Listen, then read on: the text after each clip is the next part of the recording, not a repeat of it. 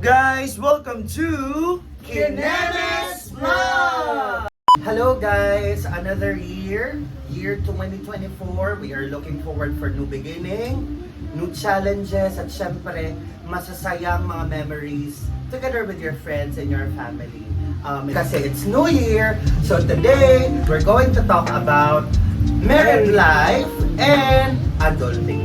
Tama! So welcome first, Kuya Imay! We have Kaka! And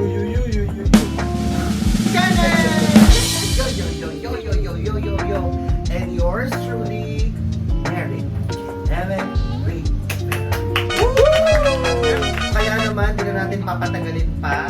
Tayo ngayon ay mag-intro pa lang yun mga friends. Okay, simulan na natin. Sige nga, ang topic natin ngayon is about married life. Kasi kadamihan naman sa atin, pag medyo nasa tamang age ka na, doon na pupunta. At syempre, though kami, we consider ourselves as millennials, pero papunta na tayo dun sa papaedad ng kauntian. Though hindi naman masyado halatapan kasi para alam ng lahat. Ano ba, ito ba mga to puro laging nakajila? Itong mga to puro ba laging naka-work lang? Naka-work. Yes. Puro mga naka-tiktok, naka-inom lang, naka-bar lang. Siyempre, we are talking about also our future. Kung ano ba ang aming, kinabukasan. At siyempre, malay mo, isa sa mga buwan na ito, kasal, merong mabuntis, or merong makabuntis. Siyempre, dapat handa na ang lahat ito. Kaya naman, let's Gina! welcome back guys to Kinemes Vlog! Okay. First, may mga hinanda kaming tanong. Ito yung 5 araw namin pinagandaan kasi. 5 minutes ago lang. 5 minutes ago lang namin itong kasi today lang talaga nagmerienda lang kami. Ano naiisip mo pag sinabing married life? Ikaw, anong naiisip mo? Ikaw muna Kuya Imay, anong naiisip mo pag sinasabi or pag sinabing married life? Or marriage? Okay. First of all, thank you for that wonderful Q&A pala to, Q&A. Oh. Gagayahin ko naman. Ano?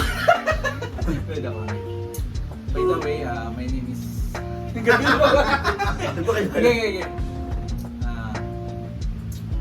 Para sa akin, ang married life or marriage is... excited. Excited. Dito ka natingin. Excited. Bakit? Tumingin lang siya. Tumingin Siyempre. lang. Pangarap lahat natin na... Siyempre, ma-experience yung May harap saan? mga partner natin. Tapos... Tapos ano? Takes two, no? Yun na nga, unang-una, pangarap natin talaga na makahanap tayo ng partner na makakasama natin habang buhay. And doon papasok, syempre doon papasok yung unang-una na, number 1, love, Love. patience, Oh! perseverance, May maidagdag. trust, tsaka yung trust. Ikaw naman yung person. Para sa akin ng marriage is parang parang siyang sacred, parang Secret thing. yan. Hindi dapat kailangan dapat pag-isipan mo una para kasi pag simulang nakasal na kayo, hindi mo na pagsisisihan or wala ka ng mga bebling. Yun lang para Oo, sagrado siya kuya. Kasi syempre, ang pagpapakasal hindi naman yung kagaya ng Christmas party na kung anong date mo lang gusto, yun na yun. Hindi naman. Sabihin, kumbaga mahirap kaharapin kuya, pero exciting. Exciting pag halimbawa sa tingin mo. oo naman. Yes. Bago kang tatahaking Tandaan yan. At dahil dyan, Dahil dyan. soon. Soon lang. Okay. Palakpakan naman natin si Kuya Imay. So kung kanina nasan, ano ba ang age Or anong age ang dapat pag magpapakasal ka na? Yan. Ikaw naman, Kan. Dahil sinabi ng jowa mo kanina na naisip pag married life, ikaw naman dapat sumagot, anong age? So dapat alamin mo na kung anong age siya dapat Kaya magpakasal nga, ka. tama. Oo. Siguro, mga age, one chance. 1 year old. Siguro 1 year old, hindi naman din. Siguro walang age. Oo. It depends kung Wala na. handa ka na, ready ka na, okay ka na, settled ka na. Hindi may age. Hindi, depende nga yun eh. 6 years old. Hindi, I Nag-away mean pa nga. yung age na, yung ready ka na. Settle ka na. Oo, wala kang inaanong age. Pero siguro sa akin, by the age of 28 siguro, mga ganun. Pwede Kasi na siguro yun. may work ka na Oo. noon. Siguro naman na, Nakapag-ipon ka na. yes, nakapag-travel ka na, nalibot mo na kung... Ang buong ang tangke. buong ang buong Landing. tangke, ang buong landing. Yun, mga age na ganun siguro. So, sa sarili mong perception, gusto mo 28? 28. Ilan Kasi taon? ngayon ako 28. Yes! 28 na. Ano kaya to? Pressure to, pressure. Pressure. Kailan kaya? Ano? Oo, malalaman. Pero Malalaman totoo soon. naman yun. Totoo naman yun, Mami ka, na talagang hindi naman dahil. Pero si Aga Mulak at saka si Charlene Gonzalez ha, talagang walang nangyaring ligawan. Na ano lang ni Aga Mulak na talagang si Charlene Gonzalez na si Charlene naman. The one. Gusto na rin niya. Eh, di, talagang sa bagay. Wala sigurong age, pero Oo. kung Pag nakita mo na saan ka yung settle, Oo. kung kaya ikaw na hinahanap Soon. ko. Nasaan ka na? Teka, 28 na ako. Salita na! Yun. Nasaan na ba, Mi? Wala. Huwag nyo namang i-ano. Soon! Woo! Naku, kailangan pakilala mo rin ito sa vlog mo, ha? True. Seryoso. Joey B. Check! Eto na. So, tapos na tayo sa married life. Nasagot na natin kanina kung ano yung naiisip. Naisip na niya. At anong age, Age. alam na niya. O sa Kuya Imay. Pero yun ay opinion ko lang. O, opinion Yes. na. Sa akin lang. Nasa Kasi inyo may pa rin kanya-kanya yan. tayo, ano. Pero sabi nga nila, natututo tayo sa opinion at sa mga eksperyensya din ng iba. Kaya it is a good thing din na masabi natin kung ano yung nasa atin. Malay mo, pare-pareho tayo ng relate. Relate ka dun sa ng opinion or whatever. Pero nasa sa inyo pa rin yun. Kasi malay mo nga, may ibang religion na bata pa lang pwede na silang pagpakasal. Kasi nasa kultura nila yun, nasa tradisyon nila yun. Iba-iba naman eh, iba-iba naman. Pero yun nga, sa kagaya namin na medyo talagang gustong paghandaan ng pagpapakasal, dapat may tamang age. At most important thing, dapat ay talagang handa ka na. Yes, Yeah. palakpakan natin si Kanita. Next, ito naman. Ito kasi, hindi mong alam kung siya ba ay nasa adult life na. Pero siya, oo, matagal na. Matagal na siyang merong adulting life. Kung alam nyo lang, isa siya sa mga batang ama. Baka maniwala siya. Pero totoo, batang ama siya for taking good care of his brother, My my sisters, sisters. and your siblings. Yeah. So si Kenneth naman, Kenneth, ang tanong ay, anong kaibahan ng teenage life sa adulting? Oy, masaya to kasi sa totoo lang ikaw nagbuo ng barkada natin at ikaw nakasaksi ng away, tampuhan, Yeah. ng lahat. So anong So, pinagkaiba kasi- sa tingin mo? Ano, malaki. Malaki ang pagkakaiba ng ng teenage Kasi laki ng life. OPM, Na, ng OPM, ng SNR. ng SNR. Yan. So, yun. Malaki pagkakaiba nila eh. Kasi, nung teenager ka, ang ano mo lang is more of alam mo, fun, ganyan, party. Yan. Party, Uuwi ng madaling araw. Madaling araw, you know. Sa sarili mo lang. Tapos yung syempre dumaan naman tayo lahat dun eh, yung mga Kabataan. kabataang gawa ba na Oo. may mga bagay hindi pwedeng sabihin dito.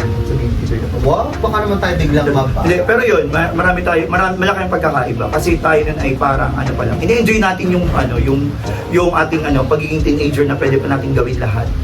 Like yun nga na Walang limit. Walang iniisip na iba, hindi tayo kasi tayo nun more on hindi lang tayo bibili lang tayo ng allowance, ng So kung may matira man, ang hanap natin, syempre yung mga kaibigan natin, barkada, punta doon, punta dito, gala dito, gala doon. Oo. Tapos yun, kasi pag sa adulting life, pag nandun ka na sa ganung sitwasyon, once na kapag hanap ka ng trabaho, nakapagtapos ka na, ganun ang isipin mo na agad, syempre yung ano mo, yung future mo.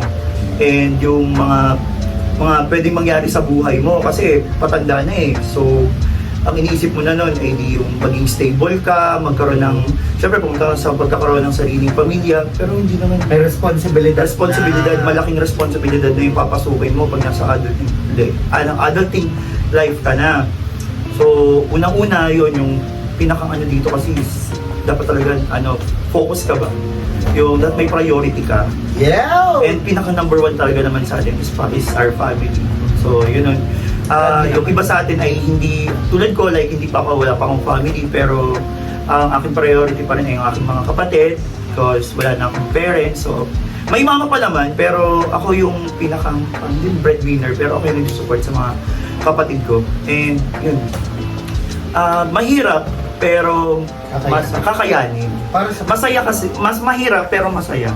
Kasi may ibig sabihin, nag-exist ako, tsaka may nangyayari sa buhay ko maganda. Kagaya ngayon, one good thing, one good fact about Kenneth, siya ngayon, naninirahan siya mag-isa. Yeah.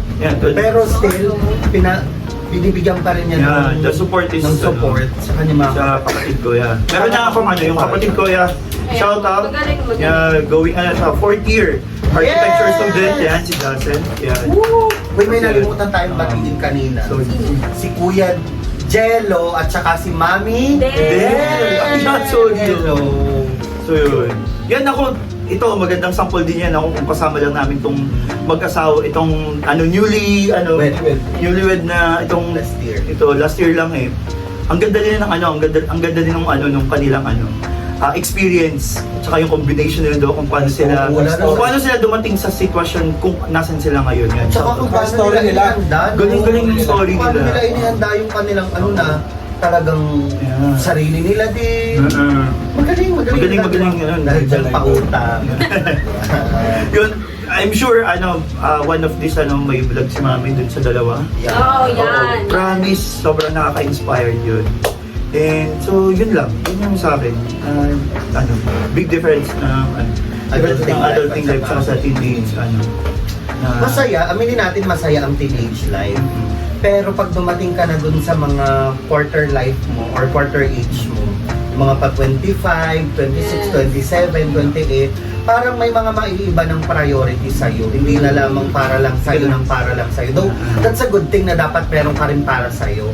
Kumbaga, mas importante rin na responsible ka dun sa family mo dahil syempre, yung sa adulting life din, it's the best way for you to give back.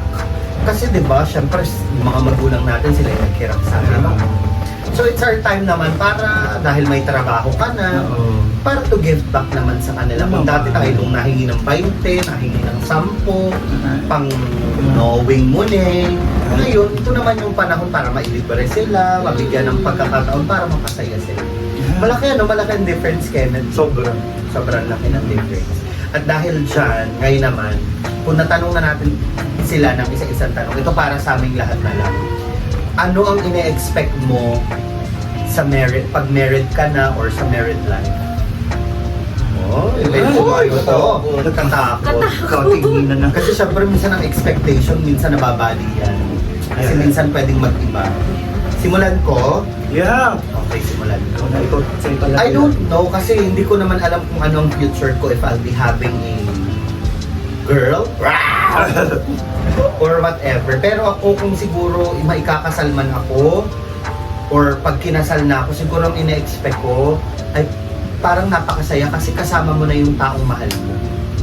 Na parang lagi ka nang may kasangga, meron ka ng, alam mo yun, may kasi iba yung na-open mo yung problema mo sa kapamilya mo at saka sa mga kaibigan mo kaysa dun sa taong kabiyak mo na parang kaya niyang tanggapin ang lahat at kaya kanyang samahan all throughout. Yun, parang lalakas lang ang loob. Kung ako if I would be in married life, siguro parang malakas na ang loob ko na harapin pa yung kinabukasan dahil kasama ko na siya. Kaya ikaw, Kung sino ka man. Saan ka na? sino ka man, pumalito ka na. Sabayan mo na. No. Punta ka. Ikaw, kan. Mm. Anong ina-expect mo pag once you're married? Siguro Tinignan na naman niya. Sorry. Tinignan na naman niya si Kuya Hindi, Imay. hindi. Siguro hindi na katulad nung dati na pwede kang mag-gym ng agad-agad. Ayan. Yeah. Yung pag sinabihan ka ng friends mo na, gee, gano'n. Mga Parang, Hindi na pwede mga pumunta, unplanned. hindi na pwede Yes. pumunta doon sa kanto at oo, mag-gym. Yes, Yeah. hindi na katulad dati na pwede kang oras-oras, nandun ka, or lagi kang present sa event. Hindi na ganun. Sa mga Kasi nga, unplanned, ano, no? hindi ka na pwede sa unplanned. Siguro. Kumbaga yung schedule nyo dapat magkaugnayan. Yes, lalo na siguro kung may magkakaanak kayo. Uy! Ganun, me. Pero kung kayo pa lang naman sigurong dalawa, siguro pwedeng pag-usap. Pag ganun. It depends. Inubo si Kuya Imay. Yes, oo, it depends. Parang Yun. siya ay tinamaan. Yes, parang tinamaan. O ikaw, Kuya Imay, Sa yung expectation din ni Kan, ang Yeah. expect mo? expectation ko sa saan nga? Pag, Married life, once you're married. pag kinasal na kami,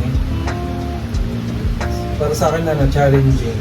Yo! Kasi Laging challenging, ano kaya Challenging ako nito. oo, kasi iba yung lifestyle mo nung binata ka, tsaka mag-iiba pa yun pag nakasal na kayo. Kasi meron na mga parang mga tawag doon, boundaries na, may mga ganyan. Oo, may limitations na limitations. Hindi na dahil. katulad ng binata ka, ganito ganyan. Yeah. Siyempre, Every pag time, nalalangan no? mo, mindset mo. Yo. Kasi magbibuild ka na ng sarili mong family. Yes! Bibit ko sa sarili mong Hindi pangit. na pwedeng chill-chill, kailangan na Oo, magbuhat, mag-unat. Ayan. Pero, Pagbanat. kakayanin naman. Oo! Kan! Ganda. Kakayanin daw. Yes, thanks. Thanks daw. Thanks. Tsaka, diyan kayo lalo masusubukan. Yes. Diyan kayo lalo masusubukan. Kasi may mga problema ng kakaiba. meron Hindi na na kagaya kayong nung dati. magkakameron na kayo problema nyo sa isa't isa, hindi na sa family nyo kasi syempre, ano na kayo, Magkatuwang na kayo eh. Sa isang bubong, diyan papasok ang mga problema, syempre di mo may iwasan. Pero lahat naman nadadala sa usap. Mabote. Lagi mo lang isentro si God at talaga na. Ay, pasok pa! Oo. Uy, Pero number one yun, kailangan mo lagi isentro si God. Dati hindi ako ganun. Oo. Hindi ako. Oo. Pero alam mo, sabi daw nila, ewan ko ha, pakinggan nyo to, marami daw, o lalo na sa mga magpapakasal dyan, marami daw ikaw mawi-witness na hindi mo na-witness noon na akala mo yun na, yung pareho kayo. Pag once na kinasal na kayo, marami na kayong mapagtatanto, makikita na, ganito pala siya. Kaya talagang, once you're married, talagang binded na kayo as one. Kailangan mo nang tanggapin kung ano siya, anong meron siya, at anong ugali niya. Kasi hindi na pwedeng basta-basta, ay, siya'y seloso, siya'y hindi ako pinapayagan sa ganay, ay ako na, ay, hello. Sabi nga ni Kuya Imay, sagrado ang kasal. Ito ay utos ng Diyos. Kalakip ito sa utos ng Diyos na huwag kang mangangaliwa, huwag kang mangangalunya, at huwag mo rin huwag mong ina. O ikaw, Kenneth. Expect ko, siguro once you're married na, wala ka ng desisyon para sa sarili mo lang. Oo, yun. Ang desisyon nyo dahil kayo may kabiyak na, ang pagdidesisyon nyo sa buhay ay hindi pwedeng ikaw lang. Alam mo yun? Yung magdidesisyon ka, kailangan, itatanong ko muna kung okay lang ba sa'yo, na ganito, ganyan, yung mga alam mo yun, and yung mga mangyayaring alam mo yun, papasok kasi din yung yun nga, yung mga pagtatalo, yung mga maliit na bagay, promise. Pero tama naman, ay maliit na bagay, hindi basta binabasta-basta. Kasi small things matters. Yes! Don't blame Diba? naman doon. So, yung maliit na bagay na yun, akala natin simple lang. So, pero dahil dalawa na kayo, magkasama na kayo sa isang bubong, akala nyo yung simple lang, pero malaki yan. Maliit na butas, lumalaki yan. Hindi natapos. Maliit na butas lumalaki.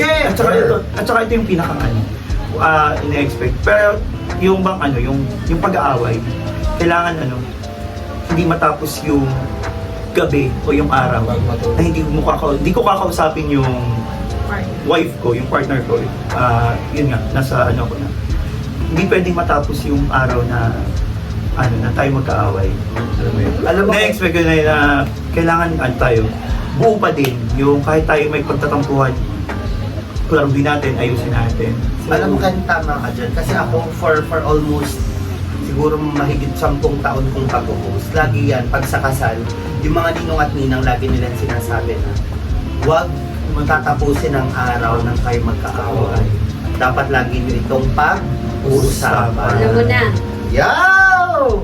Kasi, syempre, kayong dalawa lang naman eh. Kayong dalawa lang naman. At saka kaya kumuha din ng ninong at ninang para gumabay. Yes. So, if you cannot handle that, You can maghahayaang aalis yung isa, mawawala yung isa.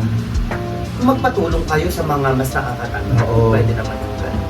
Oy, perfect. Palakpakan natin ang ating bawat isa. Ito na yung medyo last question natin. Second to the last question. Yung next question natin ay ano yung mga qualities o dapat ihanda pag papakasal ka na. Una, ang akin ay money. Ay, Diyos ko. Sabi na bawal ulitin. Oo, tama. Bawal na ulitin. Bawal kayo gaya. Money. Yourself. yung pinaka-importante talaga yun. Diba? Yourself. Before anything else, Oo. sarili talaga. And lastly, I think is, yun lang dalawa. Money and yourself. Totoo yun. I Yun ay don't ano lang, Parang na yun. literal. Oo. Money and yourself. Money in yourself. Oo. Huwag na daw explain eh, pero syempre, di ba? Ikaw, ano yung Pero bukod sa ano, Sa money sarili and mo, yourself. saka pera, problema. Promise. Isa pa yun, yung mga bagong darating na problema, bagong kakaharapin na kailangan mong paghandaan. Correct. At yun ay isang pagsubok lang na kailangang lampasan. So, Ikaw, Kuya Imay. Sa akin, ano, Meron tayong pera, yourself, sarili, yung isa ay problema, ikaw ay yung ano, siguro yung ano, solusyon. Ano? yung tip. siguro yung ano, Ano? yung ano, Ano? kung sa inyong dalawa, about naman sa inyong partners, yung kung paano i-handle yung mga problema na sabi mo. Okay, so dapat planado. Oo, kasi ano eh, parehas kayo magtutulungan para mag-ground yan. Kailangan talaga, yun. Okay. Yun. Totoo lang. Wala na maisip. Hinahulukay ko eh. Oo. Ikaw, Siguro money din. Tsaka Pera. self. self. Tsaka Oh, that kung, one. ano, kung siya na ba talaga. Ah, punta. Hindi, kung siya na talaga, yung what doon ka na talaga sa kanya. So, ihanda mo na yung sarili mo kasi ibibigay mo na yung Kasi hindi ka na pwedeng kumawala or hindi ka na Oo, pwedeng oo. ay wait lang, uy, ano muna pala, time first. Kasabihan nga na matatanda, ang pagpapakasal ay hindi parang mainit sa kaning mainit na pag sinubumot na initan ka, iluluwa mo. Ay! So, katakot din talaga. Katakot. Natawa ako dun sa katakot. Okay, ito yung na mga yung... dapat paghandaan, no? So, Well, pero wait, pero pinakang ano doon, syempre sa mga bagong kasal, paghahanda mo, syempre yung baby talaga. Yung Tsaka mapapasok ng blessing kay mga bless ni Tsaka blessing enjoy girl. din. So, i-enjoy natin yung ano. Saka pa Kimi, handa nyo na rin. Wow! Importante sa lahat. Yun ang pinaka-importante sa pakimkim. Fucking girl. Pakimkim. Yan, para Dito na tayo sa pinaka last. We're done with marriage, with married life. Ngayon naman, ano ang importansya ng adult life? Ako ito, importante ito lalo na sa mga kabarkadang naghahanap, nagtatampo, charing lang.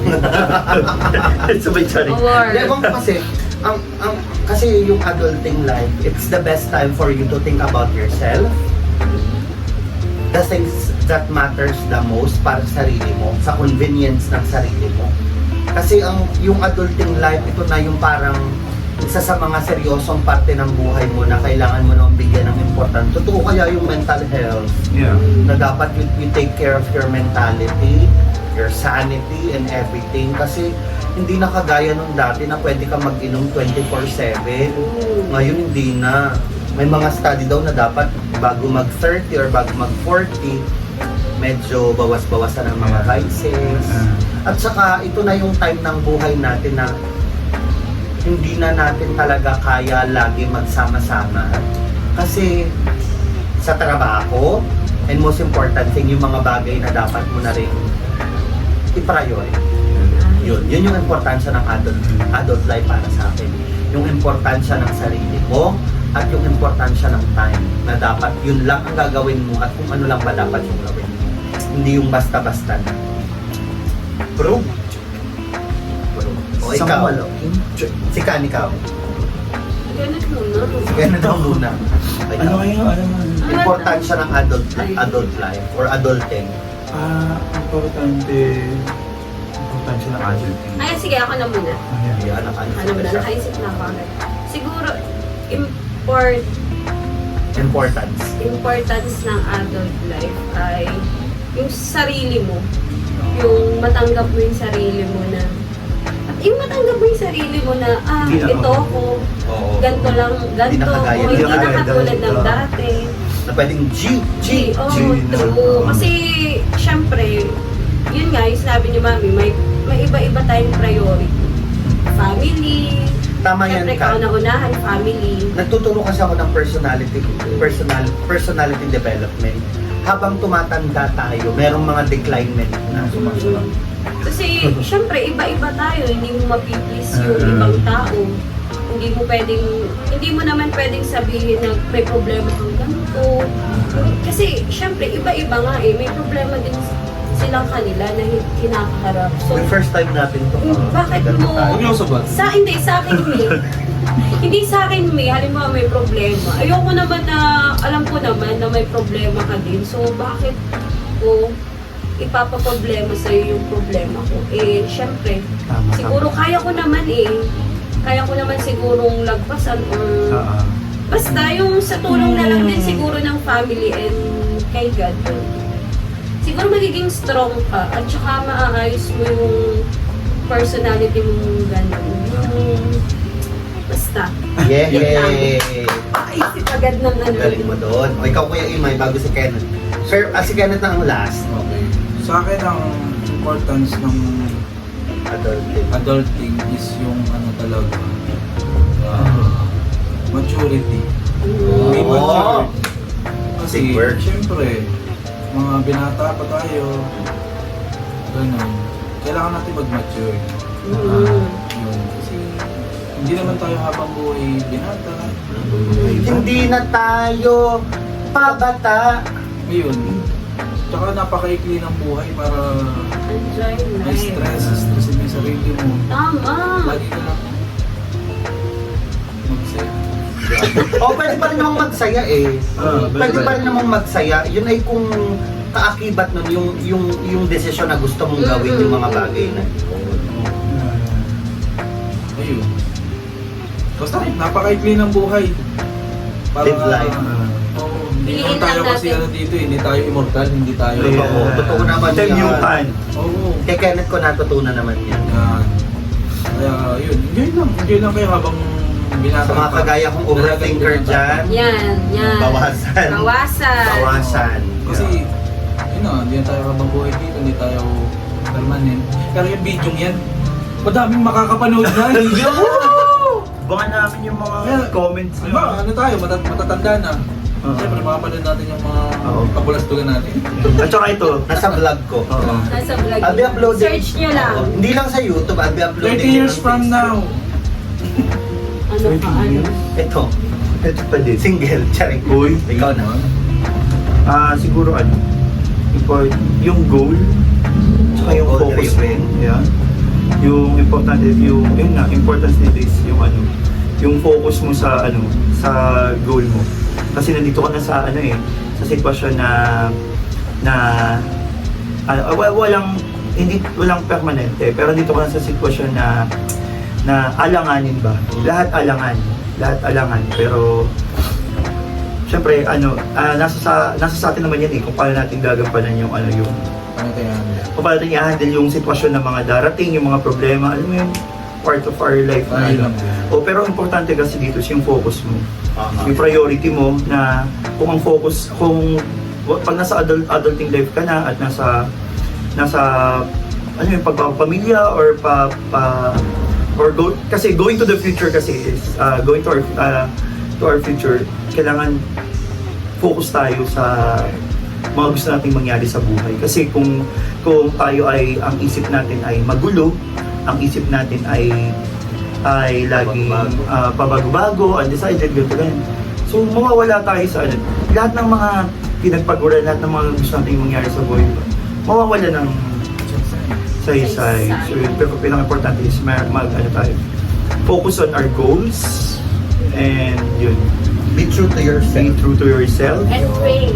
and pray, spread love, And serenity. Yeah. Yun ang natutunan ko kay Mami Nerik.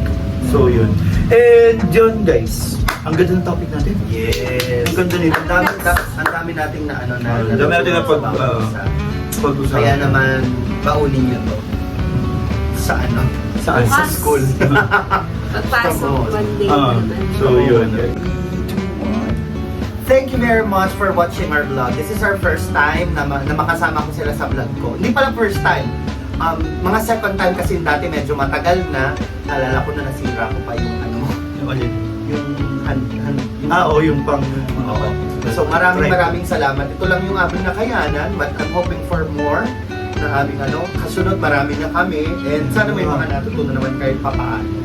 So this is Kuya Imay, Kenneth, Kankan, and yours truly, Derek. Huwag niyong kalimutang mag-like, share, and subscribe sa aking vlog. This is Kenemes Vlog! And keep on spreading love, peace, and serenity! Let's go!